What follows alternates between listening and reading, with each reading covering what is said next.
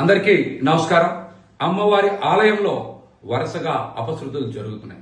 EO గారికి ప్రచారం మీద ఉన్నటువంటి శ్రద్ధ ఆలయ పవిత్రతని కాపాడడం మీద లేకపోయిందని మిమ్మల్ని సూటిగా ప్రశ్నిస్తా ఉన్నాం.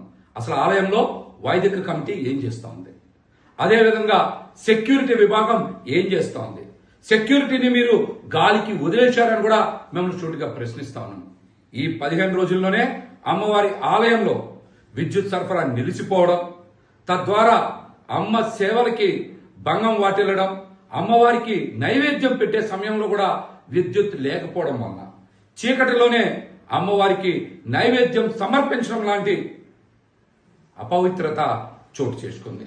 అదేవిధంగా అమ్మవారి ఆలయంలోనే అన్న ప్రసాదం కాంట్రాక్ట్ లో పనిచేసేటువంటి ఉద్యోగస్తులకు రోజువారీ వేతనాలు సరిగ్గా చెల్లించడం లేదని, తక్కువగా చెల్లిస్తున్నారని అమ్మవారి ఆలయంలోనే వాళ్ళు నిరసన చేసినటువంటి మాట వాస్తవం.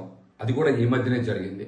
అదేవిధంగా నిన్న అమ్మవారికి విశిష్ట సేవ అయినటువంటి చక్ర నవవర్ణ అర్చనకి ఉపయోగించేటువంటి పాలల్లో పురుగులు రావడం, ఆ పాలు కూడా టెట్రాప్యాక్ పాలు వాడడం, ఇది ఏ విధంగా కరెక్ట్ అని ఆలయ ఈవో గారిని, అదేవిధంగా అధికారుల్ని, వైదిక కమిటీని కూడా మిమ్మల్ని సూటిగా ప్రశ్నిస్తా ఉన్నాం.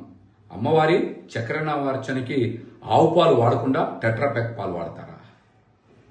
అందులో పురుగులు వస్తే మీరు చూసుకోకుండా మరి అభిషేకానికి ఉపయోగిస్తారా? అంటే ఆలయం మీద మీకు శ్రద్ధ లేదని, అమ్మవారి సేవల మీద మీకు శ్రద్ధ లేదని చాలా స్పష్టంగా అర్థమవుతోంది.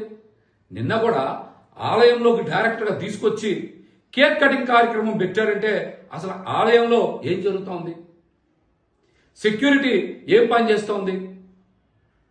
పోలీసు శాఖ కూడా అవుట్ పోస్ట్ నుంచి వచ్చి ఇక్కడ స్పందించేంత వరకు కూడా మరి సెక్యూరిటీ ఏజెన్సీ ఏం చేస్తోందని ఈవో గారిని సూటిగా ప్రశ్నిస్తా ఉన్నాం. అమ్మవారి ఆలయంలో వరుసగా జరుగుతున్నటువంటి ఈ ఘటనల మీద వైదిక కమిటీ స్పందించాలి. ఆలయాన్ని శుద్ధి చేస్తారా, సంప్రోక్షణ చేస్తారా, ఏం చేస్తారనేటువంటి అంశాలు కూడా అమ్మవారి భక్తులకి మీరు సమాధానం చెప్పాలి. పాలక మండలి ఉందో లేదో కూడా ఎవరికి అర్థం కావట్లేదు. 4 ఫోటోలు దిగడానికి వచ్చిపోయినట్టుంది అక్కడ ఉన్నటువంటి పాలక మండలి కూడా. అమ్మవారి ఆలయంలో చాలా మంది కాంట్రాక్టర్లకి ఈవో గారు పరోక్షంగా సహకరిస్తా ఉన్నారు. ఎండోమెంట్ కమిషనర్ గారు రిజెక్ట్ చేసినటువంటి అంశాలను కూడా మీరు ఏ విధంగా ఆమోదిస్తారని ఈవో గారిని కూడా సూటిగా ప్రశ్నిస్తా ఉన్నారు. అనేక అంశాల్లో కోర్టులో స్టే